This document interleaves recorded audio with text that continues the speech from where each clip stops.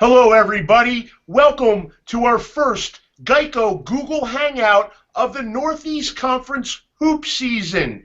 Conference play tipped off last weekend, 2 games down, 16 to go, and we're here to talk about NEC women's basketball with NEC's play-by-play voice, Craig D'Amico. Craig will be on play-by-play this Saturday, ESPN3, Wagner against LIU Brooklyn. We'll talk about that game with Craig later on in our hangout. We'll hit on some hot topics to start off with. Before we welcome in Craig D'Amico, just let me remind you that today's Google Hangout is presented by Geico. 15 minutes could save you 15% or more on car insurance. Visit geico.com.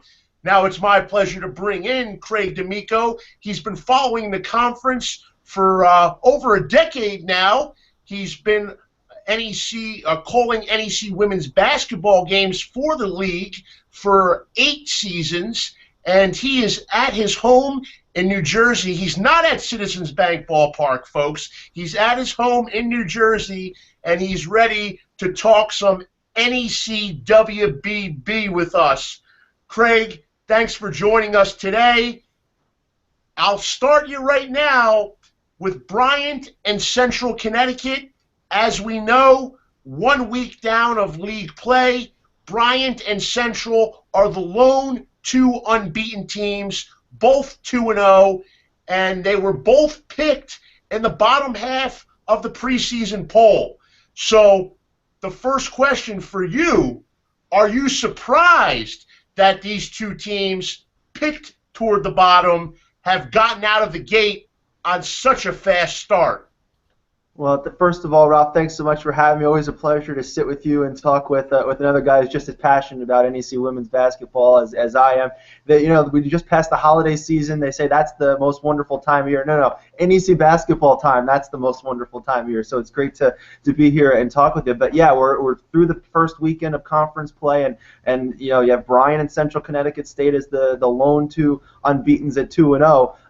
It's funny because only 2 games. There's still a lot more left to go, and everyone will overanalyze everything, including us here right now. But but those are the 2 you can look at who really had the best opening weekends. And as far as surprise, one of them not really a surprise. The other one maybe a little bit. For Bryant, we've seen what they can do over the last couple years with Coach Burke. They went from 7 conference wins to 8 conference wins, 11 conference wins a year ago. So they've been progressing. 2 years ago, it was just making it to the top 8 their first year of eligibility. Last year they got past the first round into the next round, and now this year they're looking to take the next step. And out of all the teams in the NEC, they really had the best out of conference record. They finished with a winning record. They started the year at 6-1.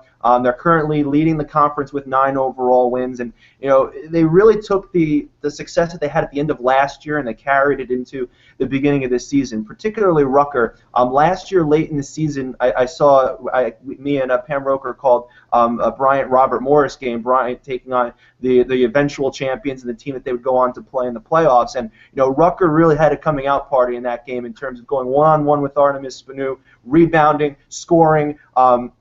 Really showing that she's, quite the complement to what Bailey can do. And then, of course, Bailey is, as expected, with 15 points per game. Wait, let me stop you right there, Craig. Sure. Because you bring up Rutgers, and before we get into Central and a little more into Bryant, you bring up what I think is the most interesting element, or you're touching on it here by mentioning Rutgers' name.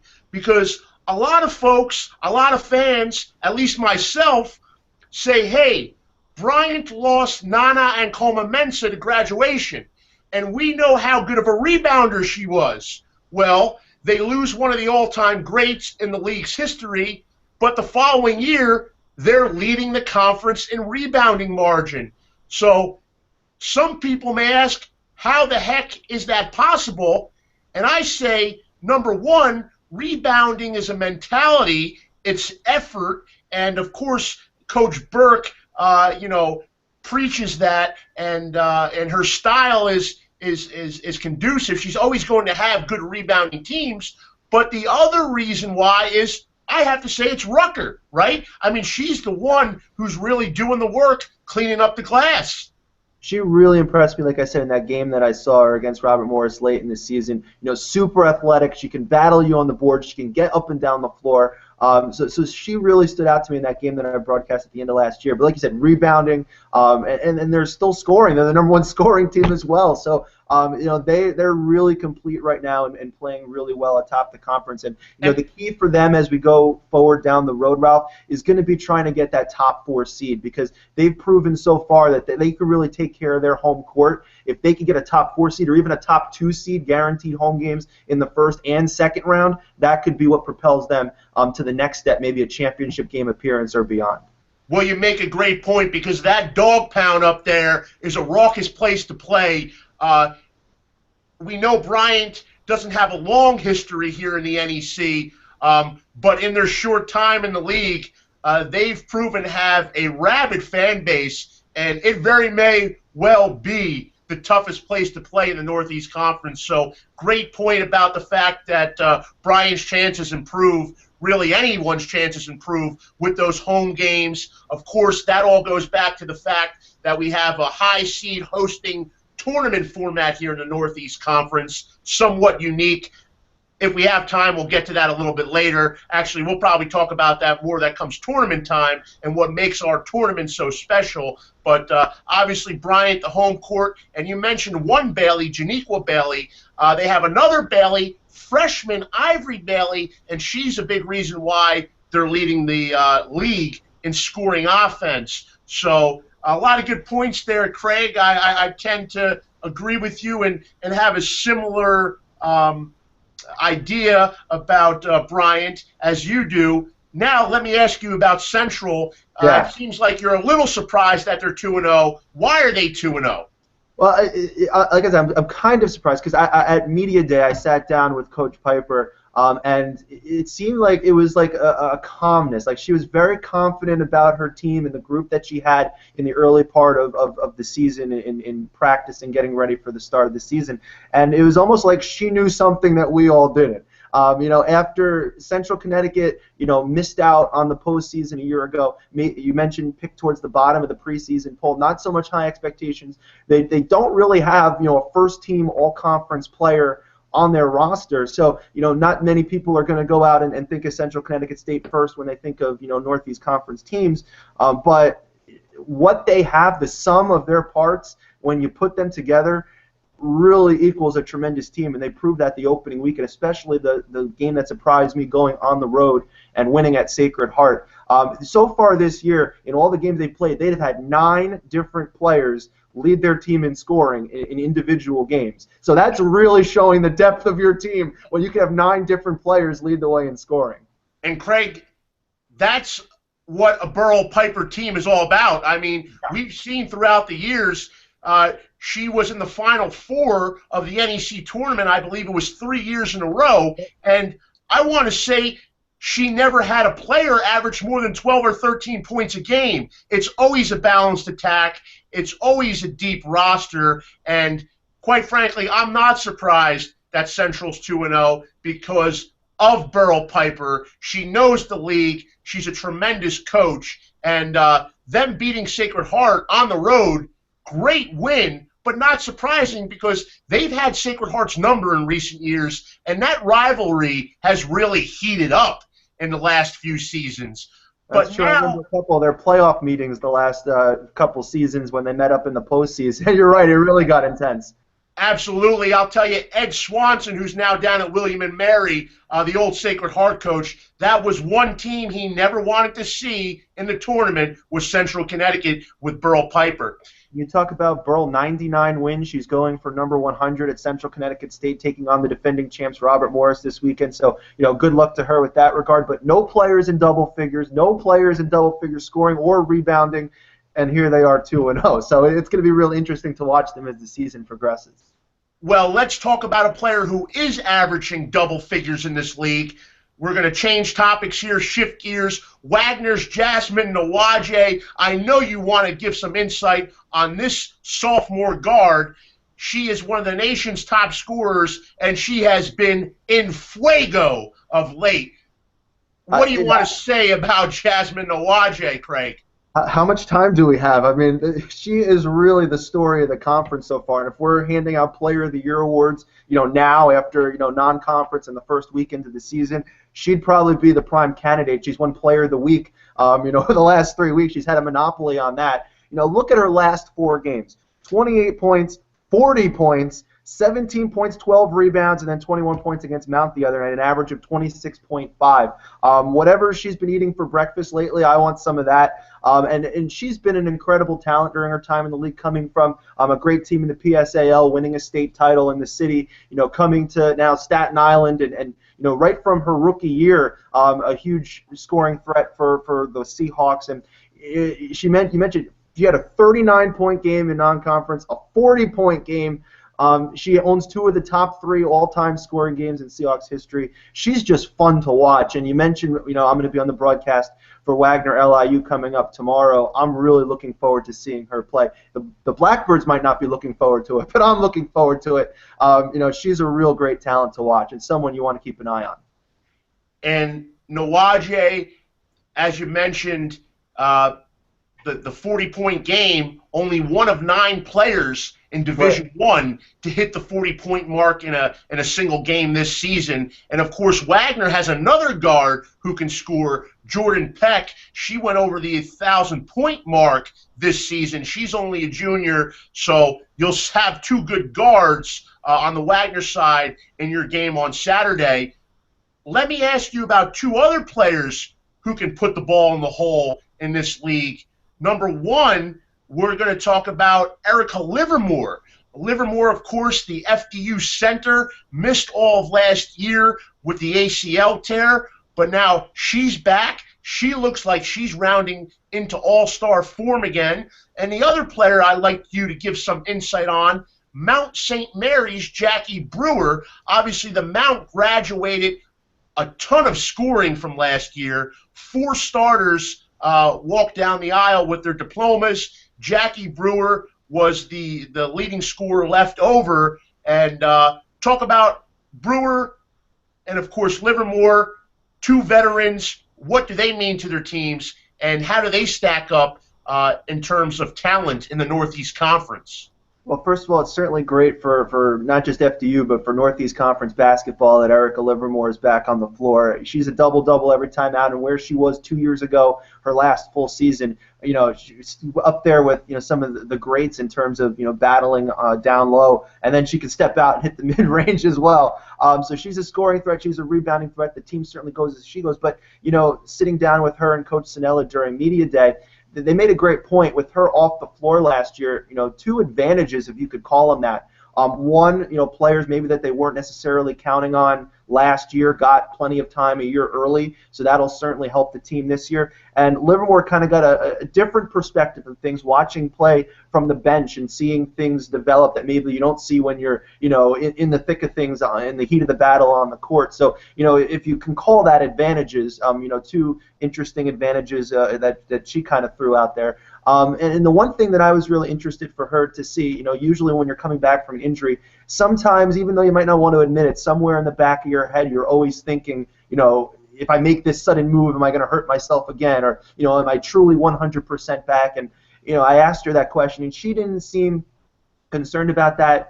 It seemed like that was well past. In fact, she said that, the injury was well past her, and she's moved on, and she's back 100%. She's played like that, so far here in the early part of the season. And in addition, Cruz and Andrades, the 2 players who got plenty of time last year with her out, have stepped up in the scoring role as well. Yeah, absolutely. Andrades leading the Northeast Conference in assists. Yeah. Kelsey Cruz, NCAA statistical champion last year in free throw percentage. So Pete Sinella has some pieces to work with this season. Now tell me, what about this? Wants to play. They're going to be a team no one wants to play. They're going to be very pesky and battle you in every conference game they play. Oh, absolutely. I remember last year they only won a handful of games, but I believe they upset Sacred Heart late in the conference season. So they were even dangerous then without Livermore. Tell me what you know about Mount St. Mary's, though, and Jackie Brewer. Mount searching for a new identity maybe after losing all these players. Brewer's the one veteran left over. What's the state of Mount St. Mary's hoops right now? Yeah, you mentioned it. Mount was a program that was on the upswing. They had a great tradition of being in the NEC championship every year. That run ended, and they were out of the tournament for a couple seasons. And they got a great core back that kind of brought the program back to prominence, so to speak. And they lost a lot of those players last year due to graduation. Brewer still remains, and she's definitely the key. I know one thing that Coach Witt was looking for was for her to prove on the defensive end. We know that she's a sharpshooter. She can make the shots. And score a lot of points, but they were looking to see, a little bit of a bigger effort on the defensive end because they are, probably a defensive first oriented team. The way they run things, looking to hold the opponents to the low scoring numbers. But Brewer, now that she's the lead player, if you would say, she's really thrived in that spot. And you look at the game, the final seconds against Wagner the other night, going the length of the floor in the final seconds to get the game-winning bucket. So that was the top play. Yeah, the top play on the NEC-9 this week. So game winner, clutch shot, length of the floor, like you said. Yeah, so I guess she really is relishing in that role of being a lead. She certainly didn't shy away from taking that basketball when the heat was on. No, and that's her. I remember a couple years ago against Quinnipiac, in the semifinals, her knocking down threes and leaving her heart out on the court, keeping her team in it, nearly pulling off the upset. So the team is definitely going to go as she goes, and they were picked high towards the top of the conference in the preseason poll. And I think with her leading the way, that they'll probably be in that area when all is said and done, and we look towards seeding for the playoffs. Now let's talk about two other teams here in the Northeast Conference who went far in the tournament last year, like the Mount did, and also like the Mount, they lost some significant pieces to graduation. I'm not going to pull any punches here, and I'm going to call it like it is. Two of the best players in this league's history graduated. One of them was from St. Francis U, Allie Williams. The other from Robert Morris, Artemis Spanu. What is life like at Robert Morris and St. Francis after these two all-time greats have graduated, and where do they fit in to this title race moving forward? Well, if you're a head coach and you're fortunate enough to have, as you mentioned, two of the greatest players, or at least one of the greatest players on your roster in NEC history, as these two head coaches did, this is where you make your big bucks. What's next? After you enjoy those 4 years, what do you do now? And I think early on in the part of the season, both coaches were trying to still figure that out. I know St. Francis struggled in the early going, but part of that was due to the brutal non-conference schedule that Coach Hay set up. Wait, I just have to say, Coach Hay, what are you doing to the Red Flash? I mean, he opens at Ohio State, Tennessee, West Virginia, Pitt. I mean, I think it's safe to say that Joe Hay doesn't back down from anyone. That's for sure. No, but you know what? The thing that he can always turn to, they've had that kind of schedule the last couple seasons, and towards the middle to the end of the season, the Red Flash have figured it out, and they've ended up in the championship games the last couple years. So I'm sure that they're banking on history repeating itself once again. Obviously, Alexa Hayward's now in the spotlight. She goes from being Robin, now she's Batman. She's coming up with big-time scoring numbers. She was at one point, I don't know if she still is, towards the tops in the nation in terms of scoring. Number 6, currently number 6. And we mentioned that Ohio State game, the season opener, 35 she dropped on the Buckeyes, and she's averaging a shade under 23 per game. So, yep, that's Alexa Hayward. Now that she's Batman, though, she needs a Robin. Just like she was Robin to Allie Williams, she needs a Robin. Brock might be that person if she can keep up the pace scoring the way she has recently. So that'll be an interesting dynamic to see if they can kind of complement each other on the court. Now, Craig, tell me about Robert Morris and what the situation is out there. I know we mentioned St. Francis's brutal non-conference schedule. Well, Sal Buscaglia didn't take it easy on his team either. They went to Iowa. They played a couple of Big Ten foes. What's going on out there? I mean, you figure there'll be some growing pains in learning how to operate without Spanu, but they still have 3 or 4 starters from last year's championship team on that roster.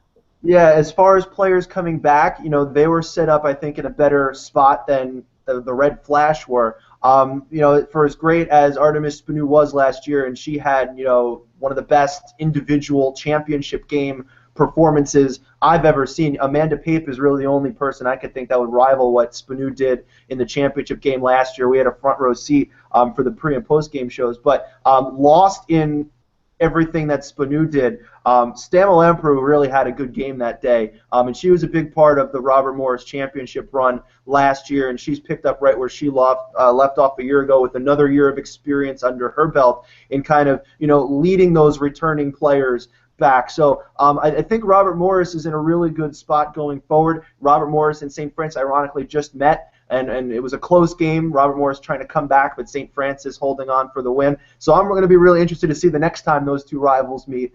They play some really good games. Yes, 71-68 was the final. Red Flash hung on for dear life. Yeah. And I believe it's each of the last 7 meetings have gone to the home team in that series. Yeah, and they've been close down to the wire, which you expect with those two going at it. The two teams in the championship game a year ago. Now let's take a look at 2 teams we haven't really gone in depth with yet, but they're 2 teams who you saw live in person last weekend. Sacred Heart, St. Francis Brooklyn. You went to that game to start off conference play, Craig. What are your initial impressions from those 2 teams?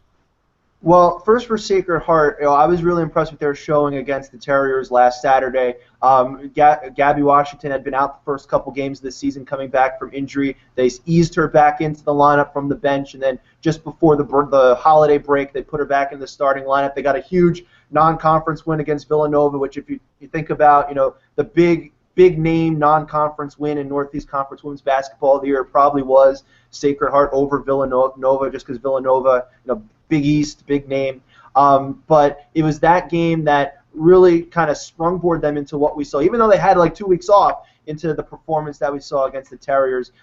Hannah Kimmel coming back from 2 ACL injuries, coming back and being a compliment to Gabby Washington, scoring, rebounding, getting up the floor and up and down the floor. Shepard runs a fantastic game at the point guard. They have scores, and they really, really impressed me. But then again, they came right back out and got beat the next game against Central Connecticut. So once you think you've figured out this league, you realize you really don't know that much. No, thus is life in the Northeast Conference. Now, let's take a look at St. Francis Brooklyn. What did you see from them last Saturday? It's hard to assess because Ailey Simpson wasn't in that game. I know she just came back off the bench the other night. I'm assuming she'll probably be eased into the starting lineup, kind of like Washington was for Sacred Heart.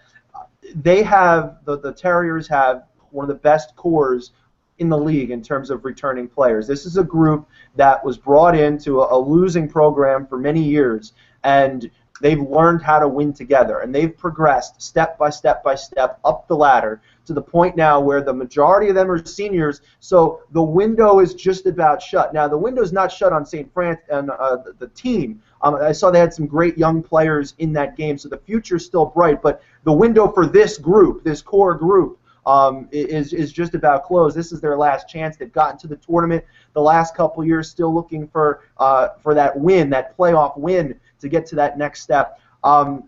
They're a team that when Simpson's in there and they're complete, they're tough to beat on every night. They battle you defensively. They can score enough points to try to hang in there with teams that can score high. So they're going to be a good team once they get Simpson back healthy. Now, the perfect way to wrap up our conversation here is to look ahead at the game you're on the call for. ESPN3, LIU Brooklyn goes across the Verrazano Bridge. They come into Wagner's house, the Spiro Center. Lisa Sermignano will be waiting for them. I'm going to get your take on it, but I just have to say I'm excited for this game because of the guard play in this one. Wagner, you have Jordan Peck and Jasmine Toliver. What a scoring combo. And then on the other side, LIU Brooklyn, Sophie Bassine, she's had a nice season thus far. It's going to be fun. Not just a battle of the boroughs, also a battle of the birds. So you got the Seahawks and the Blackbirds. I'm looking forward to it as well. The Blackbirds this year with Coach Striegler have implemented this new 40 minutes of finish the blank. But they press you after made baskets, sometimes after missed baskets. They make you work. And the guards of Wagner are going to be huge in this game to try and maintain possession, not force turnovers, and create fast break opportunities for the Blackbirds going in the other direction. Talking with Coach Striegler earlier in the week, the way she was taught it by Coach Richardson of the Arkansas Razorbacks fame back into the 1994 championship run for his team.